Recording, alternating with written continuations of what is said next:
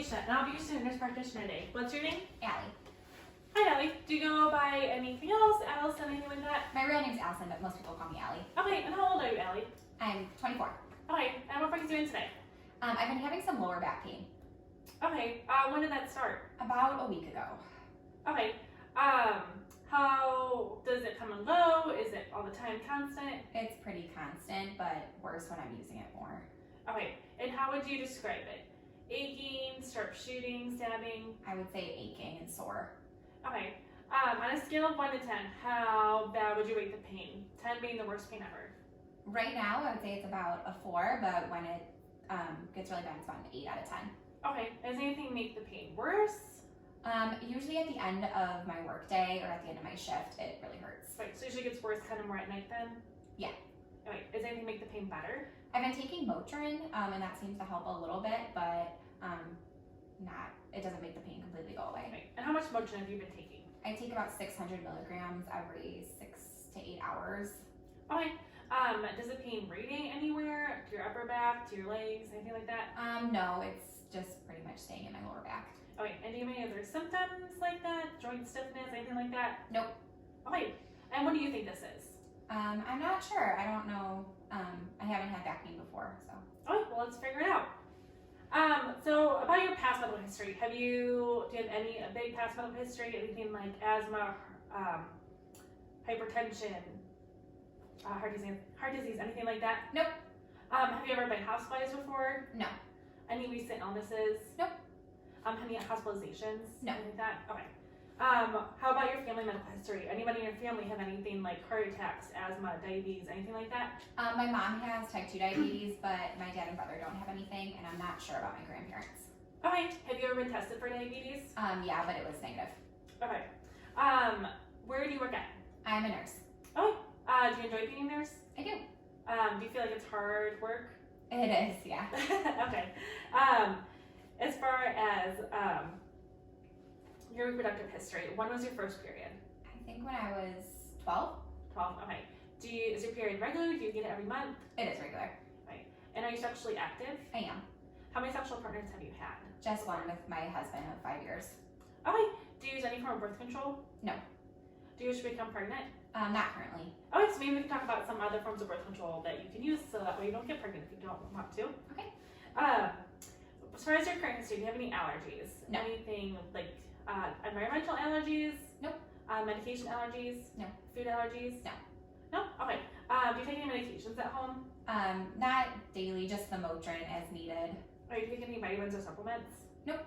Okay. Do you smoke tobacco, chew tobacco, vape, anything like that? No. Do you do any recreational drugs? Marijuana, anything like that? Nope. Alright, do you drink alcohol? I do. What do you drink? I will usually have a glass of wine with dinner, maybe a couple times a week. Okay. Then as far as your diet, describe your current diet to me.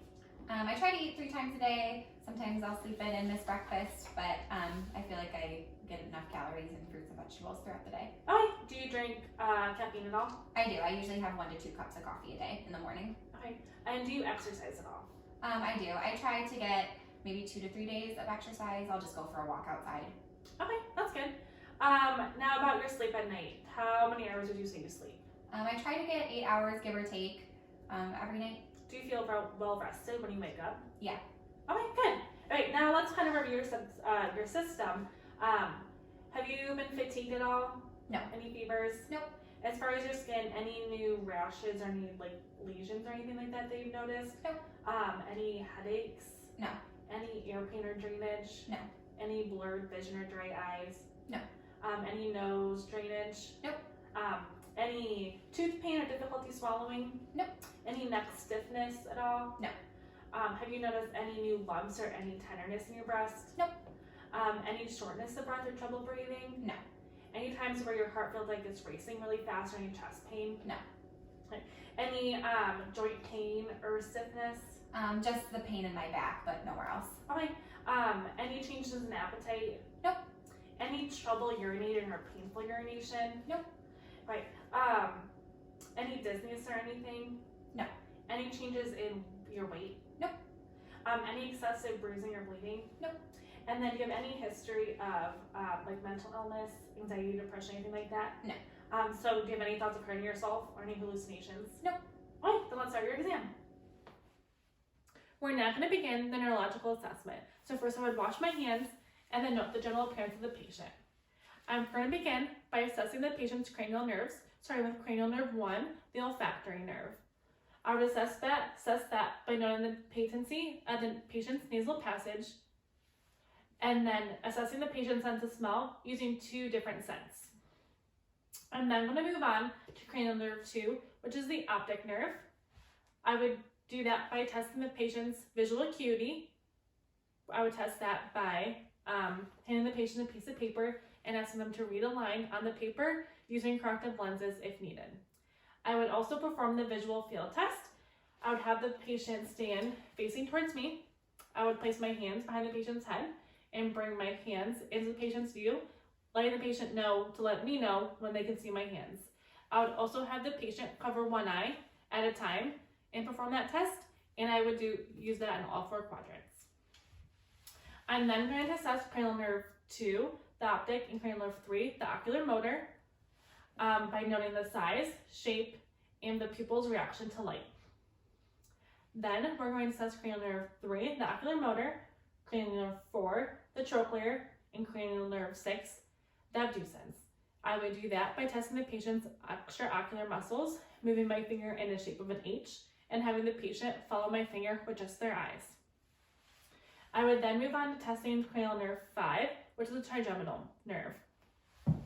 I'm going to place my hands on the patient's temporal muscle and asking the patient to clench with their jaw.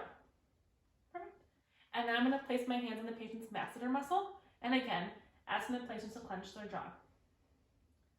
I would rate that as a strength of 5 out of 5, which is appropriate for the patient. I'm then going to assess the patient's sensory senses to that cranial nerve.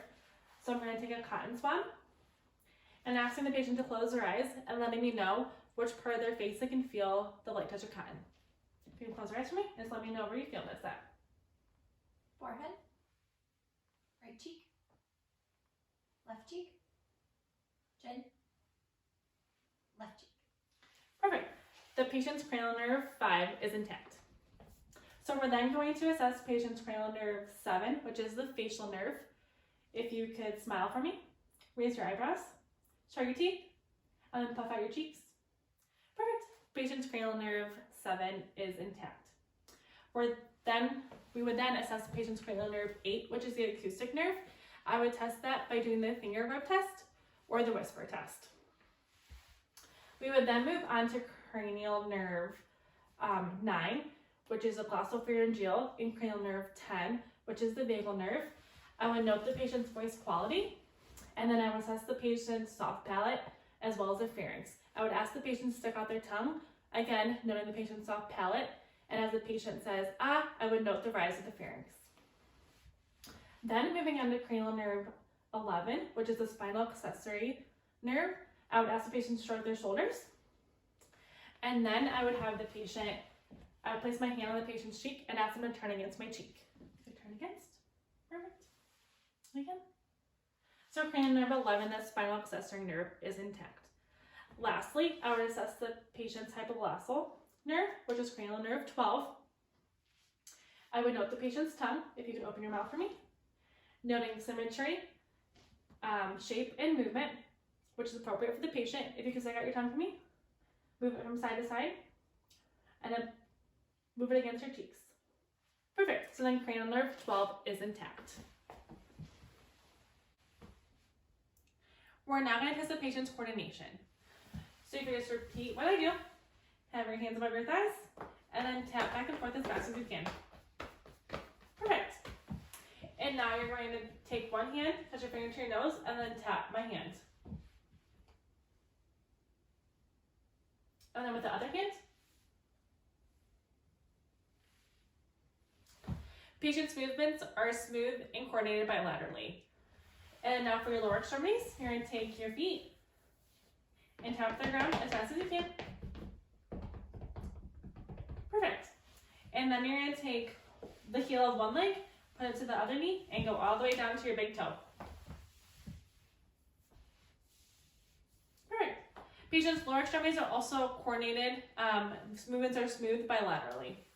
Okay, now I'm going to observe the patient walk, so you can get up and walk for me. Walk back. If you can walk heel to toe.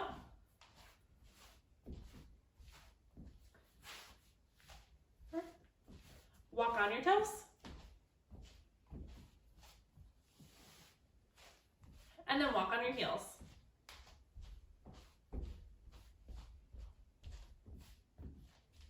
Patient's gait is smooth and steady. Then if you could hop on both feet for me.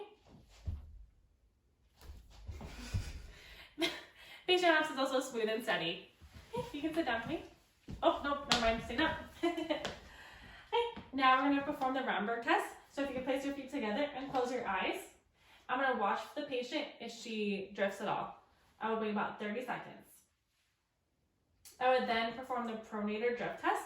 Again, having the patient's feet together and eyes closed, I would ask the patient to raise up their arms. And then I perform light pressure, and then again, note if the patient drifts at all. Which she does not. So she has passed the Romberg test and the pronator drift test. Okay, now you can sit down for me. I would then note the patient's motor movements. I see no tics or tremors present.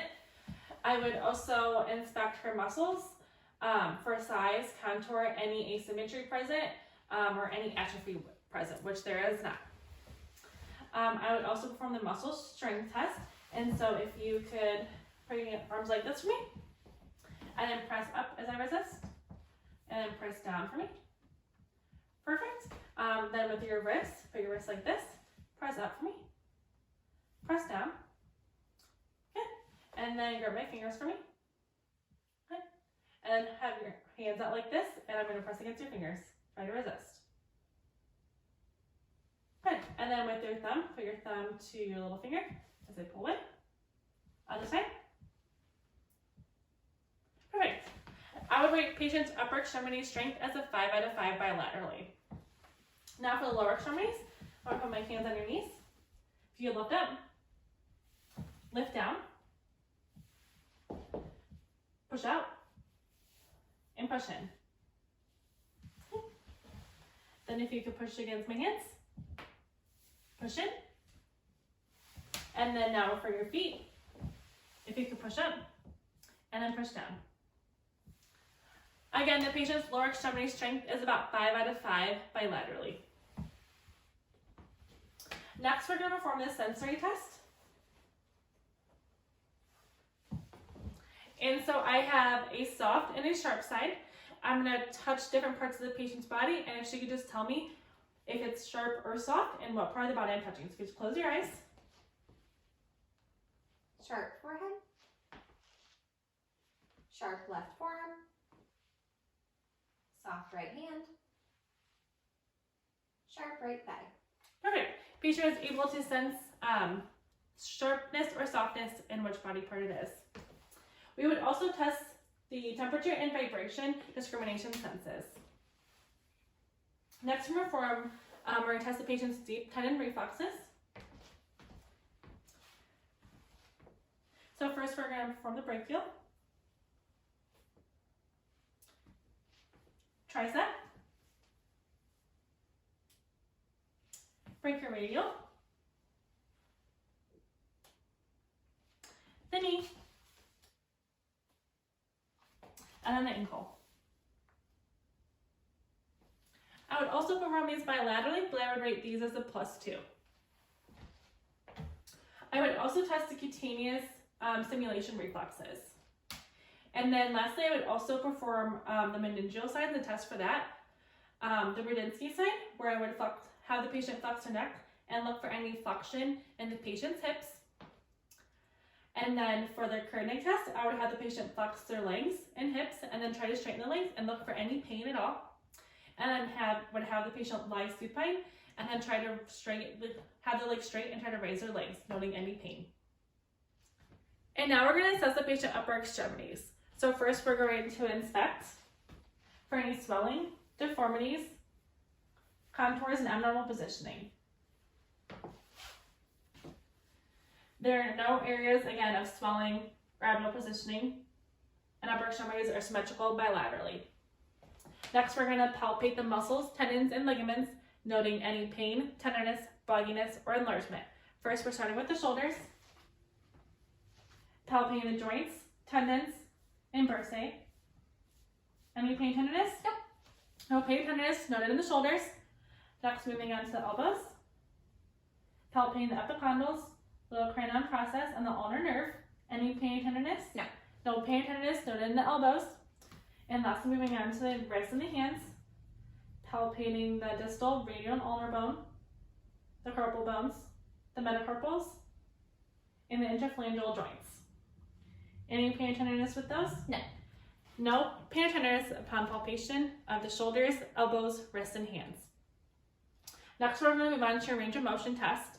So if you just follow after me, first we're going to flex our shoulders, extend our shoulders, abduct, adduct, put your hands like that, internally rotate, and externally rotate. Next, we're going to bring our elbows, we're going to flex, extend, palms up for supination, and then pronation. Wrist, we're going to flex, extend, and then ulnar radial deviation, move to side. Thumbs, we're going to flex, extend, adduction, abduction, and then touch your thumb to your fingers for opposition. Okay, next for our fingers, flex them, extend, abduct, and adduct. Any pain or tenderness with any of those? No. No pain or tenderness on our range of motion test. So next we're going to move on to our special test, first testing for any rotator cuff injury. So first we're going to do the empty can test. So bring your arms out, thumbs pointed down, and then resist as I start to push down. Any pain or tenderness with that? No. No pain or tenderness with our empty can test. Next, we're going to move on to the supraspinatus test, infraspinatus test to test our strength. Have your elbows to the side, and then resist or push out as I resist. Any pain or tenderness with that? Nope. No pain or tenderness with the infraspinatus strength test. Next, we're going to test for forearm supination. So again, arms like that. Put your palms down in a fist, and then you're going to try to turn your palms up as I resist. Good. Any pain or tenderness with that? No. No pain or tenderness in our forearm supination test. Lastly, for our rotator cuff, we're going to do the drop arm test. So if your hands up to your side, and then slowly lower them. Any pain or tenderness? No. No pain or tenderness noted in any of our rotator cuff injury tests. So lastly, we're going to move on to see if there's any carpal tunnel pain or tenderness. So first, you can see your wrist. I'm going to tap on the medial nerve. Any pain, tenderness, or No. tingling? Nope. Other hand. Any pain, tenderness, or tingling? No. No pain, tenderness, or tingling present as I tap on the medial nerve. Lastly, we're going to do the Fallon test. So if you can bring the back of your hands together and hold like that, I would have the patient hold for 60 seconds and then ask them if there's any pain, tenderness, or tingling again. No. So far, no pain, tenderness, or tingling noted in the Fallon test. And that concludes our upper body examination. We're now going to assess the patient's lower extremities. So first, I would start with having the patient walk for me. Can you walk?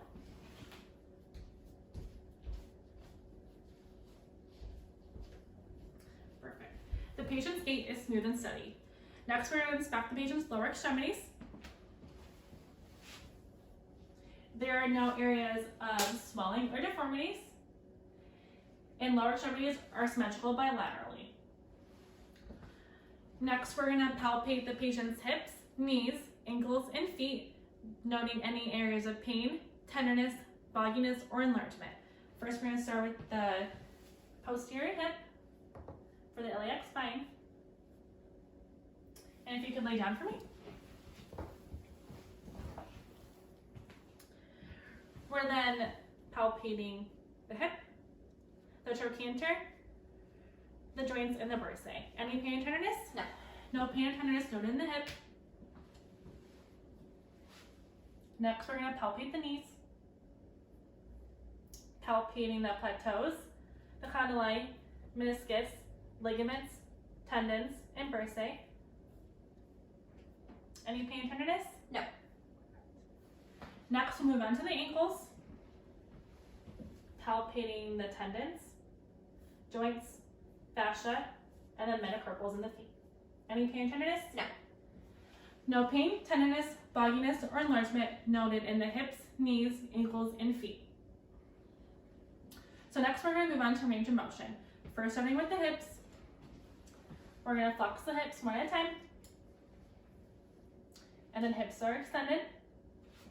We're going to move the legs away for adduction, and then move the legs in for adduction. And then we're going to, if you could flex your knee for me, and internally rotate and externally rotate. Flex the knee again, internally rotate and externally rotate. Next, we're going to move on to the knees. So if you could flex your knee for me, bring it up. Extend your knee, externally rotate, and internally rotate. Other knee, flex your knee, extend, internally rotate, and externally rotate. Perfect. Ankles, if you could press up for me, press down, bring your ankles in, and then out. Lastly, the feet, if you could bring your feet out, in, curl your toes, and then flex your toes. Any pain or tenderness? No. No pain or tenderness noted in range of motion. They're all smooth and intact. So next we'll move on to our special test. First, we are going to look for any effusions in the knee. So first with the bulge sign, I'm going to place my hand on the suprapatellar pouch. I'm going to milk the knee medially, tap laterally, looking for any bulge or fluid coming to the medial side, which there's none present.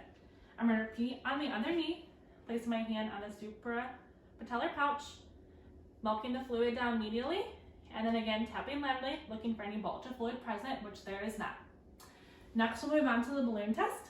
Again, looking at the knees, I'm going to press on the suprapatellar pouch towards the femur, and looking and feeling for any fluid to fill the patellar space, which I don't see any of. Again, the same on the other knee. We're going to press down on the suprapatellar pouch towards the femur and looking for any fluid or feeling for any fluid filling the patellar space, which again, I don't see any of. Next, we're going to test for any meniscus injury. So I'm going to have the patient bend their knee. I'm going to cup the knee on both sides. First, I'm going to internally rotate and then extend the knee.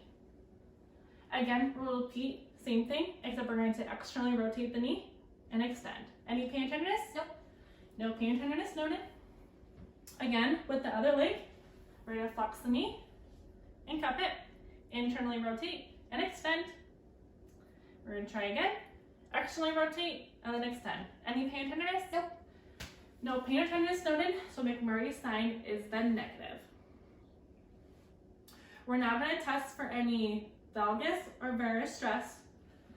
So if we have the knee just shy of extension, we're going to cup the knee and place stress on the lateral side of the knee for valgus stress, and then on the medial side of the knee for varus stress. Any pain or tenderness? Nope. No pain or tenderness noted. Again, on the other knee, we're having it just shy of extension, cupping the knee, placing lateral stress for valgus stress, and then medial stress for varus stress. Any pain or tenderness? Nope. No pain or tenderness noted, so there is no ligament pain, ligament injury. And then lastly, we are going to have the patient flex the knees and put their feet flat on the table. I'm going to cup the knees with my hands and then push the tibia forward and then push the tibia back. Any pain tenderness? No. No pain tenderness noted, which also notes no ligament injury. That now concludes our lower extremity examination. Now moving on the spine, I'm going to inspect the patient's cervical, thoracic, and lumbar spine. I'm going to note any areas of increased or decreased concavity or convexity, which there are none of. And then I'm going to inspect the patient's shoulders and iliac crest while the patient's standing, and those are symmetrical. I'm then going to ask the patient to flex their spine, which is bend forward for me. And shoulders and iliac crest are still symmetrical. You can stand up. And then if you could walk for me.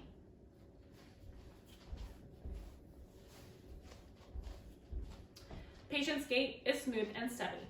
I'm next going to palpate the patient's spine, the spinous process.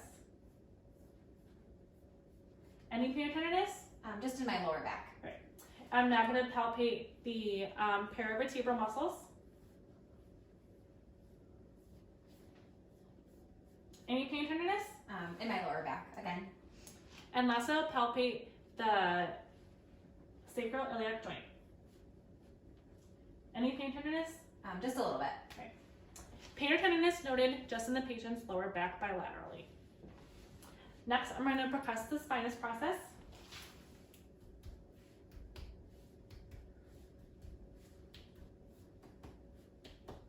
Any pain or tenderness? Yeah, in the same spot. Again, pain or tenderness noted on percussion in the lower back. Lastly, I'm going to have the patient, if you could face forward for me. If you could bend your neck forward, back, rotate it side to side, and then bend it side to side. Any pain or tenderness in your neck? No. No pain or tenderness noted on the patient's neck, as well as no popping or clicking. Lastly, we're going to do range of motion on your spine. So if you could bend forward for me, bend back, rotate side to side for me, and then bend side to side. Any pain or tenderness with that? In my lower back. Again, pain or tenderness noted in the patient's lower back when testing the range of motions, but there's no popping or clicking present. We're now going to perform the mental statics exam. So first we're going to note the appearance of the patient. Patient appears to be alert and oriented. Her behavior is appropriate for the scenario. She is well dressed for the weather. And the patient appears to be well groomed. Her facial expressions, manner, and affect are also appropriate for the situation. Now, noting her speech and language throughout our assessment, her rate, volume, and articulation is appropriate for a patient in the scenario. There are no signs of aphasia. Her mood and affect, she is calm and cooperative. Her thought process is logical and relevant. Her thought content, there are no obsessions or anxieties noted, as well as there is no hallucinations or delusions present. Her insight and judgment are also appropriate. As far as her cognitive function, can you tell me your name? Allison? And you know what time it is, Allison? About 2. And you know where you're at? An house. Okay, and as far as your attention, can you spell the word world backwards for me? DLROW. Perfect. And patient's memory is also intact. As far as higher cognitive function, her vocabulary is appropriate for her educational level. As far as calculating ability, what's 11 plus 6? 17. And that's 4 times 4. 16. Perfect. And now as far as abstract thinking, let's take an orange and an apple for me. How are they similar? They're both fruit. And then how are they different? One's orange and one is red. Perfect. And then lastly, the constructional ability. Can you trace a square for me with your finger? Perfect. Patient has passed the mental status examination. I consent to being in this educational video.